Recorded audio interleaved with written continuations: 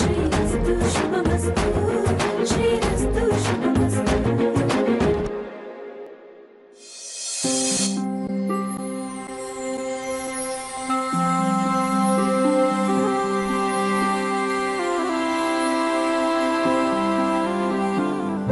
ನಮಸ್ತೆ ಸರ್.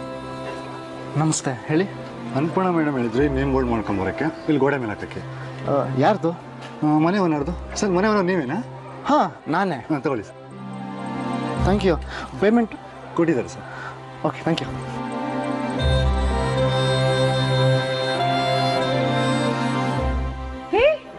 ಏನಾದ್ರು ಶ್ರೀ ಕೈಯಲ್ಲಿ? ಇದೇನು ಅಂತ ನಿಮಗೆ ಗೊತ್ತಾದ್ರೆ ಖುಷಿಲಿ ಕುಣಿದಾಡ್ಬಿಡ್ತೀರಾ. ಹೌದಾ? ಏನೋ ಅದು? ಅಜ್ಜಿ ನಂಗೊಂದು ಗಿಫ್ಟ್ ಕೊಟ್ಟಿದ್ದಾರೆ, ನನ್ನ ಲೈಫಲ್ಲೇ ಮರೆಯಕ್ಕಾಗ್ದೇನೆ ಇರುವಂಥದ್ದು. ಎಲ್ಲಿ ತೋರ್ಸು. ಅಜ್ಜಿ ಏನು ಮಾಡಿದ್ದಾರೆ ಗೊತ್ತಾ ಮಾಮ್? ಇಲ್ಲಿ ಈ ಗೋಡೆ ಮೇಲೆ ಈ ಮನೆ ಯಜಮಾನನ ನೇಮ್ ಪ್ಲೇಟ್ ಹಾಕಿಸ್ಬೇಕು ಅಂತ ಡಿಸೈಡ್ ಮಾಡಿದ್ದಾರೆ. ಯಾರು ಅದು ಮನೆ ಯಜಮಾನ? ಇನ್ಯಾರು? ಈ ಮನೆ ಮಗ ನಾನೇ. ವಾವ್ ಶ್ರೀ, ನಂಗೆ ಎಷ್ಟು ಖುಷಿ ಆಗ್ತಿದೆ ಗೊತ್ತಾ? ನನ್ನ ಹೆಸರು ಅದ್ರ ಮೇಲೆ ಇದೇನೋ ಅನಿಸ್ತಿದೆ. ಎಲ್ಲಿ ತೆಗಿ ನೋಡೋಣ.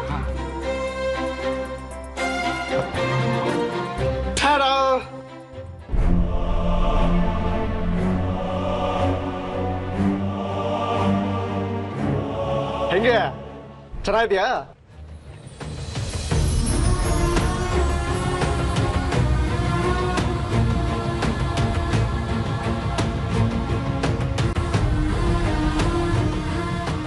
ಹೇಗಿದೆ ಮಾಮ್?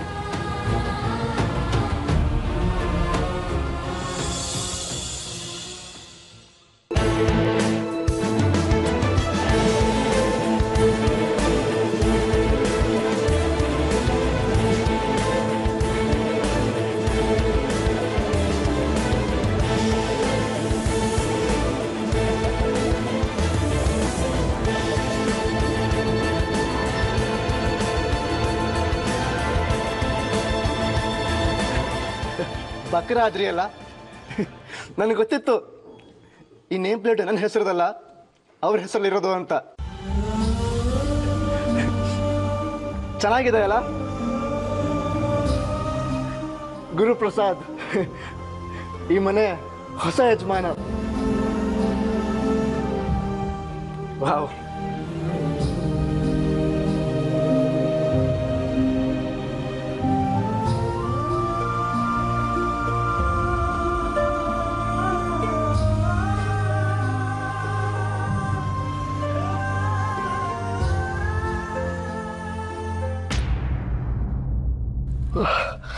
ಅಮ್ಮ, 1 ನಿಮಿಷ ಬಂದೆ. ಶ್ರೀ,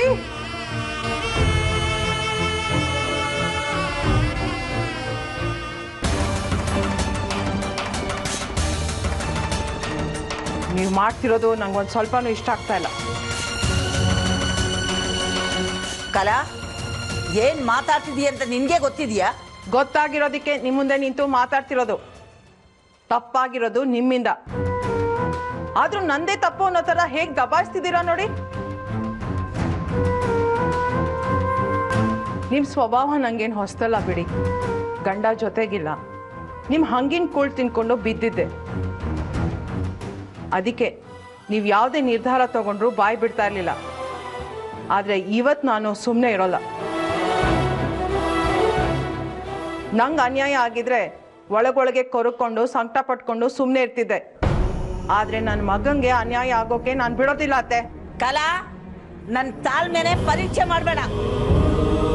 ಶ್ರೀಗೆ ನಾನು ಅನ್ಯಾಯ ಮಾಡ್ತೀನ? ಇದಕ್ಕೇನಂತಾರೆ ಹಾಗಾರೆ?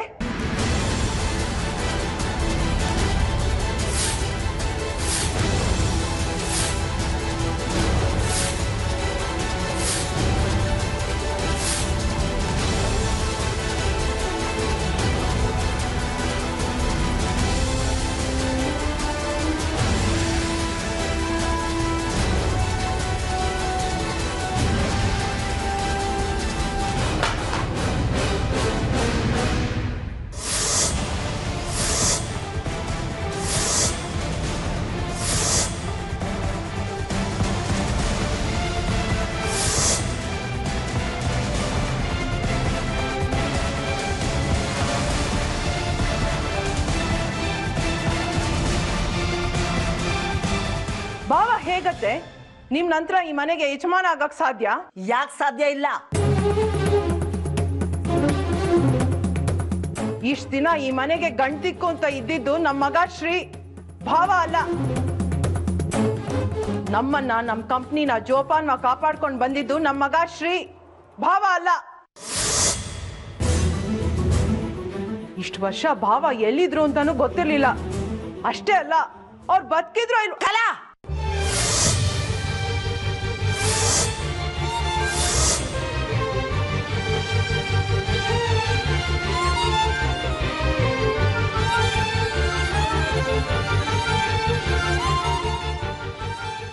ಸಾರಿ. ಇಷ್ಟು ವರ್ಷ ಇಲ್ಲದ ಇವರು ಈಗ ವಾಪಸ್ ಬಂದ್ರು ಅಂತ ರಾಜ ಮರ್ಯಾದೆ ಸಾಲದಕ್ಕೆ ಮನೆ ಯಜಮಾನದ ಪಟ್ಟ ಬೇರೆ. 3 ಹೊತ್ತು ನ್ಯಾಯ ನೀತಿ ಅಂತ ಮಾತಾಡ್ತಿದ್ರಲ್ಲ, ಇದ್ ಯಾವ ಸಿವೆ ನ್ಯಾಯ ಅತ್ತೆ? ಈಗ ನಿನ್ ಕೋಪ ಯಜಮಾನನ್ ಪಟ್ಟ ಸಿಗ್ತಿಲ್ಲ ಅಂತಾನೋ, ಇಲ್ಲ ನಿನ್ ಗಂಡನ್ಗೆ ಸಿಗ್ತಾ ಇಲ್ಲ ಅಂತಾನೋ? ಹೇಳು ಕಲಾ, ಯಾವುದ್ರ ಬಗ್ಗೆ ನಿನ್ನ ಕೋಪ, ಅಸಮಾಧಾನ ಅಂತ? ಗುರುಭಾವ ಮನೆ ಬಿಟ್ಟು ಹೋಗಿದ್ರು, ನಮ್ಮ ಯಜಮಾನರು ಮನೆ ಬಿಟ್ಟು ಹೋಗಿದ್ದಾರೆ. ಗುರುಭಾವ ವಾಪಸ್ ಬಂದ್ರು, ಹಾಗೆ ನಮ್ಮ ಯಜಮಾನರನ್ನು ವಾಪಸ್ ಕರ್ಸಿ.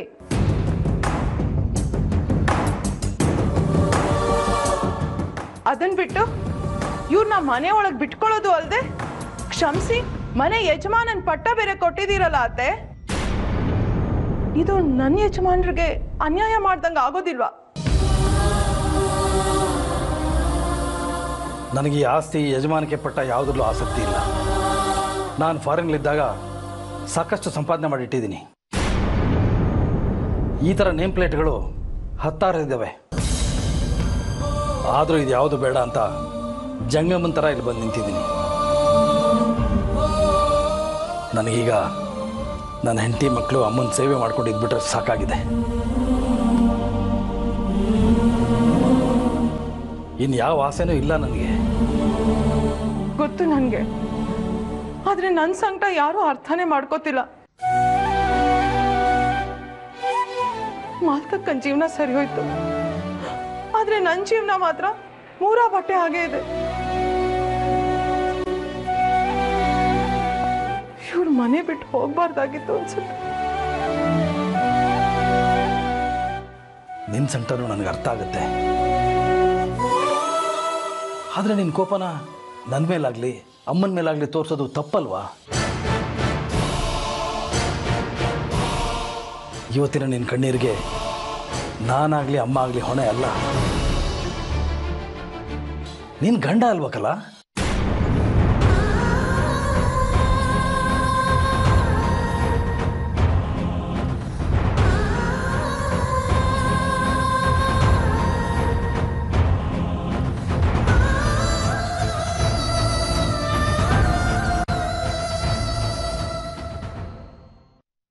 ಬೋರ್ಡ್ ತುಂಬ ಚೆನ್ನಾಗಿ ಮಾಡಿಸಿದ್ಯಮ್ಮ. ಈ ಮನೆ ನಿಜವಾದ ಯಜಮಾನನ ಹೆಸರು ಈ ಮನೆ ಗೋಡೆ ಮೇಲೆ ಬಂದೇ ಬರುತ್ತೆ. ಯಾರು ಒಪ್ಲಿ, ಯಾರು ಬಿಡ್ಲಿ,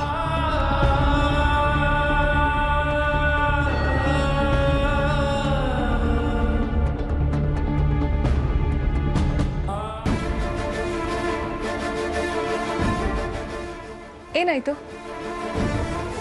ಯಾವ ವಿಷಯ? ಆ ವಿಷಯನ ನೀನ್ ನನಗೆ ಹೇಳ್ಬೇಕು.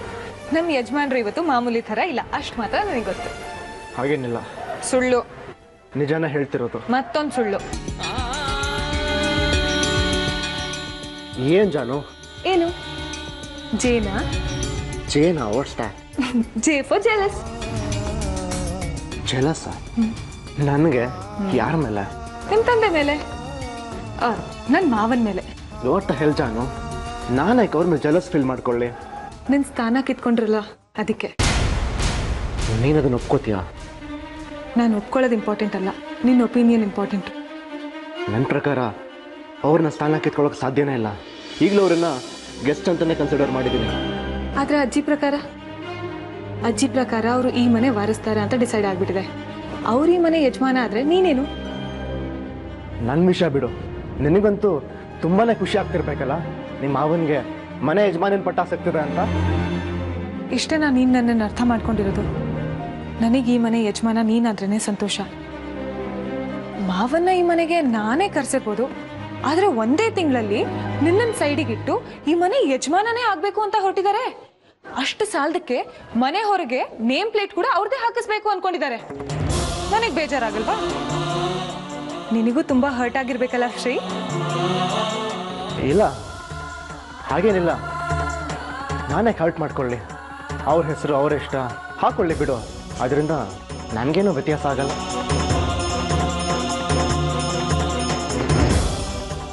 ನಿಜವಾಗ್ಲೂ ಸಂಬಂಧ ಇಲ್ದಿರೋ ವಿಷಯದ ಬಗ್ಗೆ ಮಾತಾಡೋಕೆ ನನಗೆ ಇಷ್ಟ ಇಲ್ಲ ಜಾನು.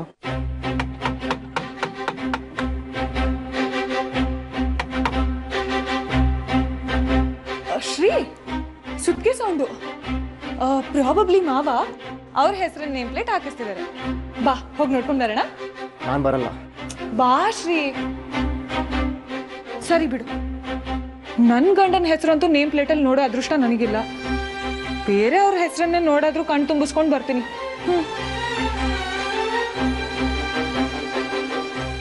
ಜಾನು,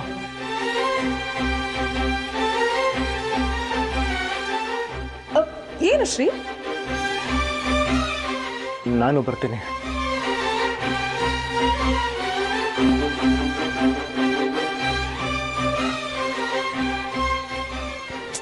ಏನಾಯ್ತು ಶ್ರೀ?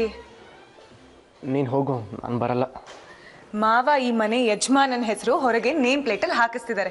ಈ ಮನೆಯವರಾಗಿ ನಮಗೆ ಸ್ವಲ್ಪನಾದ್ರೂ ಕ್ಯೂರಿಯಾಸಿಟಿ ಇರ್ಬೇಕಲ್ವಾ ಶ್ರೀ? ಬಾ ಶ್ರೀ, ಒಂದ್ಸಲಿ ಕಣ್ತುಂಬ ನೋಡ್ಕೊಂಡು ಬರೋಣ. ಎಕ್ಸಾಮಲ್ಲಿ ಫೇಲ್ ಆಗೋದು ಕನ್ಫರ್ಮ್ ಅಂತ ಗೊತ್ತಿದ್ಮೇಲೂ ಯಾರಾದರೂ ಎಕ್ಸಾಮ್ ಬರೀಕ್ಕೆ ಹೋಗ್ತಾರ? ನನಗೆ ಗೊತ್ತಿದೆಯಲ್ಲ ಆ ನೇಮ್ ಪ್ಲೇಟಲ್ಲಿ ಯಾರ ಹೆಸರಿದೆ ಅಂತ. ಹೊಸದಾಗಿ ನೋಡೋದೇನಿದೆ? ನೀನು ಹೋಗು, ನಾನು ಇಲ್ಲೇ ಇರ್ತೀನಿ.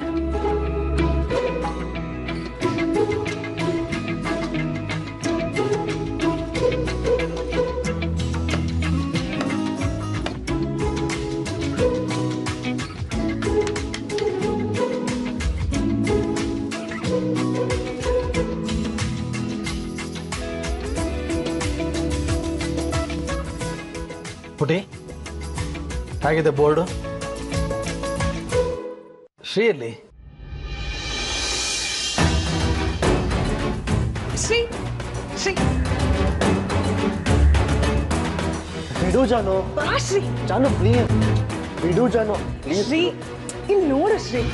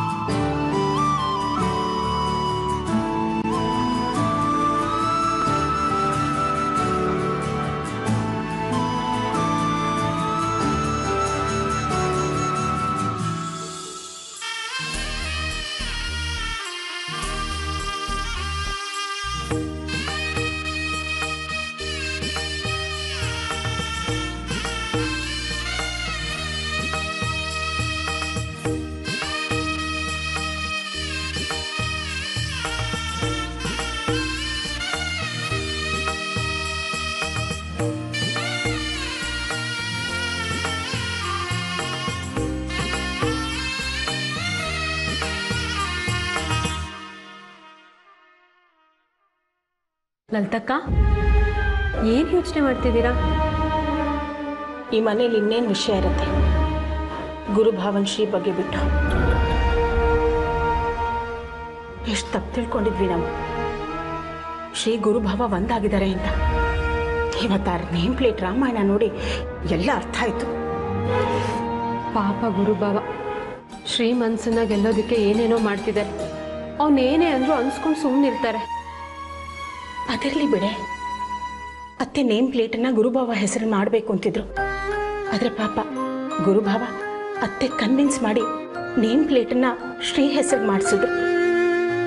ಆದರೂ ನಮ್ಮ ಶ್ರೀಗೆ ಗುರುಭಾವನ ಬಗ್ಗೆ ಅಸಮಾಧಾನ ಕಡಿಮೆನೇ ಆಗಲಿಲ್ಲ. ಹೊಸ ಬೇಜಾರಾಗೋದು ಏನು ಹೇಳು? ಶ್ರೀ ಗುರುಭಾವನ್ಗೆ ಎಷ್ಟು ಅವಮಾನ ಮಾಡ್ತಾನೆ, ಎಲ್ಲದರಲ್ಲೂ ಕೊಂಕು ಹುಡುಕ್ತಾನೆ. ಇವರಿಬ್ಬರ ಮಧ್ಯೆ ಸಿಕ್ಕಾಕೊಂಡು ಪಾಪ ಮಾಲ್ತಕ್ಕ ಎಷ್ಟು ಒದ್ದಾಡ್ತಿದ್ದಾಳೆ.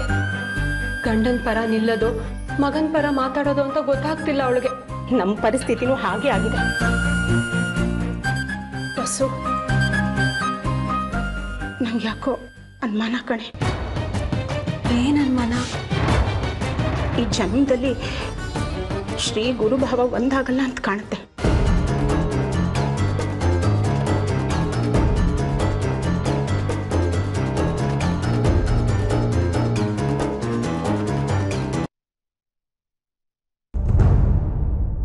ಸಾರಿ. ಯಾಕೆ? ಸೆಲ್ಫಿ ವಿಷಯಕ್ಕೆ ನೀನು ನನ್ನ ಹತ್ರ ಸಾರಿ ಕೇಳಕ್ಕೆ ಬಂದಿದ್ದೆ. ಮಾಡಿದ ತಪ್ಪನ ಅರ್ಥ ಮಾಡಿಕೊಂಡು ಕ್ಷಮೆ ಕೇಳಿದ್ದೆ ದೊಡ್ಡದು ಅಂದ್ಕೊಂಡು ಸಂತೋಷಪಟ್ಟು ಸುಮ್ಮನಾಗ್ಬೋದಿತ್ತು. ಆದರೆ ನೀನು ನಿಭಾಯಿಸದೇ ಇರೋ ಕೆಲವು ಜವಾಬ್ದಾರಿಗಳ ಬಗ್ಗೆ ಮಾತಾಡಿದೆ. ಪಾಪ ನಿನ್ನ ಮನಸ್ಸಿಗೆ ತುಂಬ ನೋವಾಗಿರ್ಬೇಕಲ್ಲ. ತಕ್ಷಣ ನಿನ್ನ ಮುಂದೆ ಬಂದು ಸಾರಿ ಕೇಳೋಣ ಅನ್ಕೊಂಡೆ. ನೀನು ಹೇಗೆ ರಿಯಾಕ್ಟ್ ಮಾಡ್ತೀವ ಅಂತ ಸುಮ್ಮನಾಗ್ಬಿಟ್ಟೆ. ಕಾರಣ ಏನೇ ಇರಲಿ, ನಾನು ಆ ಥರ ಮಾತಾಡಬಾರ್ದಿತ್ತು. ಅದಕ್ಕೆ ಸಾರಿ. ನೋಡು, ಮನಸ್ಸು ತುಂಬಿ ಇವತ್ತೊಂದು ಸತ್ಯ ಒಪ್ಕೋತಾ ಇದ್ದೀನಿ. ನೀನು ನನಗಿಂತ ಬೆಟ್ರು ಎಲ್ಲ ವಿಷಯದಲ್ಲೂ. ಈ ಮನೆ ಮಗನಾಗಿ ಮನೆಯವ್ರ ಜವಾಬ್ದಾರಿನ ನಿಭಾಯಿಸೋ ವಿಷಯದಲ್ಲಿ ಕೂಡ. ಜವಾಬ್ದಾರಿ ತಗೊಳ್ಳೋ ಟೈಮಲ್ಲಿ ನಾನು ಹೊರಟೋದೆ. ನೀನು ಜವಾಬ್ದಾರಿ ತಗೊಳ್ಳೋದಷ್ಟೇ ಅಲ್ಲ, ಎಲ್ಲರನ್ನು ತುಂಬ ಚೆನ್ನಾಗಿ ನೋಡ್ಕೊಂಡಿದ್ಯಾ. ನಿನ್ನ ಹೆಸರು ಕೇಳಿದ ಕ್ಷಣ ಈ ಮನೆಯವ್ರ ಕಣ್ಣಲ್ಲಿ ಒಂದು ಸೆಕ್ಯೂರ್ಡ್ ಫೀಲ್ ಗಮನಿಸಿದ್ದೀನಿ. ಸಂಬಂಧಗಳಲ್ಲಿ ಇಷ್ಟರ ಮಟ್ಟಿಗೆ ನಂಬಿಕೆ ಬೆಳೆಸ್ಕೊಳ್ಳೋದು ತುಂಬ ಕಷ್ಟ. ಆದರೆ ಅದನ್ನ ನೀನು ಮಾಡಿ ತೋರಿಸಿದ್ಯಾ. ಒಂದು ವೇಳೆ ನಾನೇ ಎಲ್ಲಿದ್ದಿದ್ರು ಅವ್ರನ್ನೆಲ್ಲ ಇಷ್ಟು ಚೆನ್ನಾಗಿ ನೋಡ್ಕೊಳಕ್ ಆಗ್ತಿತ್ತೋ ಇಲ್ವೋ ಗೊತ್ತಿಲ್ಲ. ಅದಕ್ಕೆ ಈ ಮನೆ ಯಜಮಾನನ ಪಟ್ಟಕ್ಕೆ ನೀನೇ ಸರಿಯಾದ ವ್ಯಕ್ತಿ. ಅದಕ್ಕೆ ನಿನ್ನ ಹೆಸರಲ್ಲೇ ನೇಮ್ ಪ್ಲೇಟ್ ಹಾಕ್ಸಿರೋದು. ಅವರೆಲ್ಲ ನನ್ನವ್ರನ್ನ ಕಾರಣಕ್ಕೆ ನಾನು ಅವ್ರನ್ನ ಚೆನ್ನಾಗಿ ನೋಡ್ಕೊಂಡಿದ್ದೇನೆ. ಅದಕ್ಕೋಸ್ಕರ ನೀವೇನೇನು ತ್ಯಾಗ ಮಾಡೋ ಅವಶ್ಯಕತೆ ಇಲ್ಲ.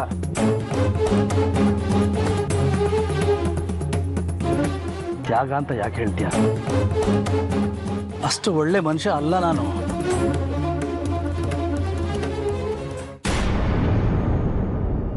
ಗೊತ್ತು.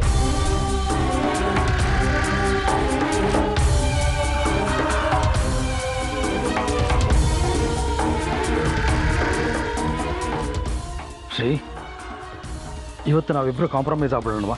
ವಾಟ್ ಐ ಮೀನ್, ನೀನು ನಿಭಾಯಿಸದೇ ಇರೋ ಜವಾಬ್ದಾರಿನ ನಾನು ನಿಭಾಯಿಸಬೇಕಾಗಿರೋ ಜವಾಬ್ದಾರಿನ ಇಬ್ರು ಒಟ್ಟಿಗೆ ಸೇರಿ ನಿಭಾಯಿಸೋಣವಾ ಅಂತ. ನಿನ್ನ ಎಲ್ಲ ಅಮ್ಮಂದ್ರ ಜೀವನನ ಇಬ್ರು ಸೇರಿ ಸರಿ ಮಾಡೋಣ ಅಂತ. ನನ್ನ ಅಮ್ಮಂದಿರ ಬದುಕಿನ ಜವಾಬ್ದಾರಿ ಯಾವತ್ತಿದ್ರು ನನ್ನ ಕರ್ತವ್ಯ, ನನ್ನೊಬ್ಬನ ಕರ್ತವ್ಯ ಮಾತ್ರ. ಈ ವಿಷಯಗಳಲ್ಲಿ ನೀವು ದೂರನೇ ಇದ್ಬಿಡಿ. ಶ್ರೀ, ಯಾಕೆ ದೂರ ಇರಬೇಕು? ಕರ್ತವ್ಯಗಳನ್ನ ನಿಭಾಯಿಸ್ತಾ ಈ ಮನೆಯವ್ರ ಮನಸ್ಸಲ್ಲಿ ನಿನ್ನ ಮೇಲಿರೋ ಪ್ರೀತಿನ ಎಲ್ಲಿ ಕಿತ್ಕೊಂಡ್ಬಿಡ್ತೀನಿ ಅನ್ನೋ ಭಯನ. ನೋಡು, ಯಾವುದೇ ಕಾರಣಕ್ಕೂ ನಾನು ನಿನ್ನ ಪ್ರತಿಸ್ಪರ್ಧಿ ಅಂತ ಅನ್ಕೋಬೇಡ. ನಾನು ವಾಪಸ್ ಬಂದಿರೋದು ನಿಮ್ಮೆಲ್ಲರೂ ಪ್ರೀತಿನ ಪಡೆಯೋದಕ್ಕೆ. ನನ್ನ ಕರ್ತವ್ಯನ ಎಷ್ಟಾಗುತ್ತೋ ಅಷ್ಟು ಪೂರೈಸೋದಕ್ಕೆ. ಎಲ್ಲಕ್ಕಿಂತ ಹೆಚ್ಚಾಗಿ ನೀನು ನೋಡೋ ಕಾತರ ಇತ್ತು.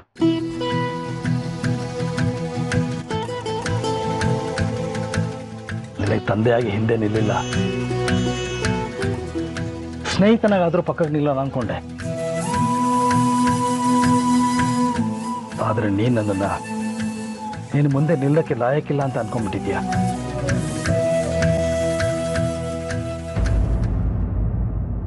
ಕಾರಣ ನಿಮಗೆ ಗೊತ್ತಲ್ವಾ? ಒಂದು ಕಾಲದಲ್ಲಿ ನಾನು ನಿಮ್ಗಿಂತ 100 ಪಟ್ಟು ಆಸೆ ಪಟ್ಟಿದ್ದ. ನನ್ನ ತಂದೆ ನೋಡಬೇಕು ಅಂತ. ಸಾವಿರ ಪ್ರಶ್ನೆಗಳಿದ್ವು ಕೇಳೋಕೆ, ಪ್ರೀತಿ ಇತ್ತು ಮಾಡೋಕೆ, ಕೋಪ ಇತ್ತು ತೋರಿಸ್ಕೊಳ್ಳೋಕೆ. ಎಲ್ಲಾನು ಇತ್ತು ಅಷ್ಟೆ. ಈಗ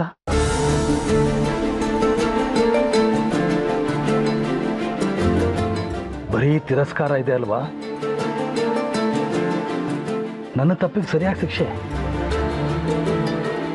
ಕ್ಷಮೆ ಕೇಳೋಕೆ ಸಂಕೋಚ ಏನಿಲ್ಲ. ಆದ್ರೆ ಸಿಗುತ್ತೆ ಅನ್ನೋ ನಂಬಿಕೆನೇ ಇಲ್ಲ. ಕೊನೆದಾಗ ಒಂದೇ ಒಂದು ಮಾತು, ಈ ಮನೆ ಯಜಮಾನ ನೀನು. ನನಗೆ ಈ ಮನೆ ಯಜಮಾನಿಕೆ ಪಟ್ಟ ಬೇಕಾಗಿಲ್ಲ. ಅದಕ್ಕೆ ನೇಮ್ ಪ್ಲೇಟಲ್ಲಿ ನಿನ್ನ ಹೆಸರು ಹಾಕಿರೋದು. ಆದ್ರಿಂದ ನನ್ನ ಮನಸ್ಸು ನಿಮ್ಮ ವಿಷಯದಲ್ಲಿ ಸಾಫ್ಟ್ ಆಗ್ಬೋದು ಅಂತ ನಿಮ್ಗೆ ಅನಿಸ್ತಿದ್ಯಾ? ಗೊತ್ತಿಲ್ಲ. ನನಗೆ ನನ್ನ 6 ಜನ ಅಮ್ಮಂದಿರ ಮನಸ್ಸಲ್ಲಿ ಪ್ರಾಣ ಉಳಿಸ್ಕೊಳ್ಳೋದು ಮುಖ್ಯ. ಮನೆ ಮುಂದೆ ಉತ್ಸವ ಮೂರ್ತಿ ಥರ ತೂಗು ಹಾಕೋ ನೇಮ್ ಪ್ಲೇಟ್ ಅಲ್ಲ. ಇದಕ್ಕೆ ನೀನು ನನಗೆ ಇಷ್ಟ ಆಗೋದು. ನೀನು ದೊಡ್ಡ ಮನಸ್ಸು ಮಾಡಿ ಸುಮ್ಮನೆ ಇದ್ದಿದ್ದಕ್ಕೆ ನನಗೆ ಈ ಮನೇಲಿ ಜಾಗ ಸಿಕ್ಕಿರೋದು. ಅದೇ ರೀತಿ ದೊಡ್ಡ ಮನಸ್ಸು ಮಾಡಿ ನಿನ್ನ ಮನಸ್ಸಲ್ಲಿ ಒಂದು ಜಾಗ ಕೊಟ್ಬಿಡಪ್ಪ. ಅದು ಜನ್ಮದಲ್ಲಿ ಸಾಧ್ಯ ಇಲ್ಲ.